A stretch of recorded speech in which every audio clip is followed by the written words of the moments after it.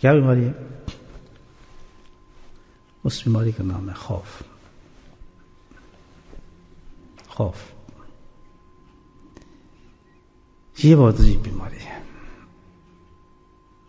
اس کی جراثیم بھی عجیب ہے جس سے بیماری بڑھتی ہے.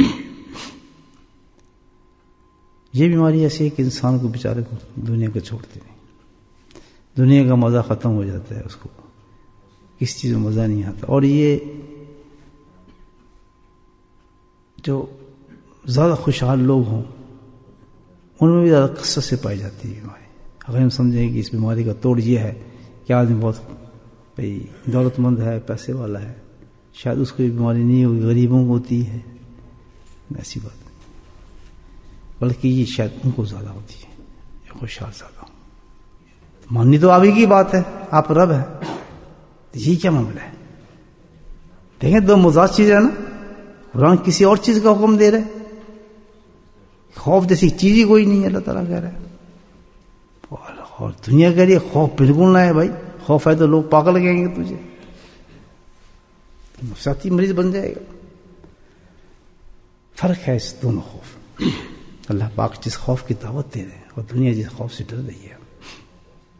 جس طور خوف سے دنیا ڈرتی ہے اور بیمار ہو جاتی ہے، نفسیاتی مریض بن جاتی ہے، یہ خوف دنیا ہے. جس کو اللہ بلا رہے خوف کی طرف وہ خوف اللہ ہے. واتقوا اللہ.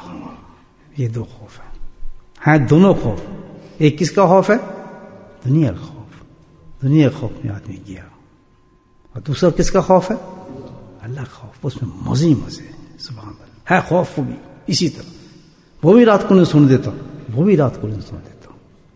وہ بھی پریشان رکھتا ہے، پریشان وہ بھی رکھتا ہے. رلاتا وہ بھی ہے، آنسو اس سے بھی آتے ہیں. تڑپتا اس خوف میں بھی ہے اور تڑپتا اس خوف میں بھی ہے. لیکن فرق کیا ہے؟ اس خوف میں لوگ پاگل کہتے ہیں، اس خوف میں ولی اللہ کہتے ہیں. پھر کیا سبحان اللہ ہے نا. اچھی بات. یہ حقیقت ہے، سٹوری ہے. آج تو اوپن ہے نا ہر چیز. کوئی ایپ بھی نہیں سمجھتا اس کو، ایپ بھی نہیں سمجھتا. ہر جگہ موجود ہے چیز. اور دوسری طرف کیا زندگی ہے؟ اللہ کی یاد میں خوف، اللہ کا خوف. چاہیے بھائی بتاؤ کوئی طریقہ ہمیں فرسٹ کلاس.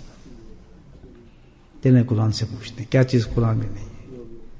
یا ایھا الذین آمنوا اتقوا اللہ وکونوا مع الصادقین. اللہ تعالیٰ کہتا ہے اے ایمان والو خوف پیدا کرو. کہہ رہے ہیں اللہ تعالیٰ. اللہ کیسے کریں؟ کونوا مع الصادقین. جن لوگ پہلے خوف زدہ ہو چکے ہیں، پہلے ہی جنہوں نے خوف اختیار کر لیا، ان کے پاس بیٹھنا شروع ہو گیا. کیا عجیب عبادت بتائیے آپ، کیسی عجیب عبادت ہے. لیکن اس عبادت کے لیے آپ یہ دیکھ لیں، آپ نماز پڑھ رہے ہیں، وضو بھی کیا، ٹھیک ہے نا.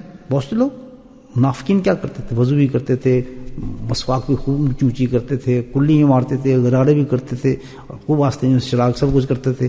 نبی کھڑے ہوئے تھے، ان کی نماز تھی؟ اونچا بولو. نبی کھڑے ان کی ابتدا میں پڑھ رہے ہیں، وضو بھی کی ہے، سب کچھ کیا ہے، ادھر سے آواز آ رہی ہے کہ ان کی نماز نہیں ہے. کیوں؟ وجہ کیا تھی؟ نیت نہیں تھی. جب تک انسان کی نیت نہ ہو تو وہ فعل اس پہ اثر نہیں کرتا. اب میں کہوں خوف خدا، آپ کہیں بالکل ٹھیک ہے. کیا علاج ہے؟ علاج یہ ہے کہ کسی اللہ والے کے پاس بیٹھو. قرآن کہہ رہے ہیں. کیوں کہ 1,24,000 جو بھی صحابی تھے، ان سے بڑا خوف رکھنے والا کوئی تھا ہی نہیں. تھا کوئی نہیں تھا. اس کے بعد تابعین کیا چیز تھی؟ چیز ایک ہی تھی کہ ایک ہی صحبت میں ایک ہی نظر پڑتی تھی رحمت کائنات کی، تو ان پہ سب سے پہلے خوف خدا طاری ہو جاتا تھا. وہ کائنات وہ انسان بن جاتا تھا کہ سواری پیدا ہوتا اس کے وجود سے کبھی اللہ کی نافرمانی کا معاملہ بن سکے. کچھ سب کچھ ختم ہو سکتا تھا، لیکن اللہ کی نافرمانی کو برداشت نہیں کرتا تھا. وہ کیا چیز تھی؟ نظر.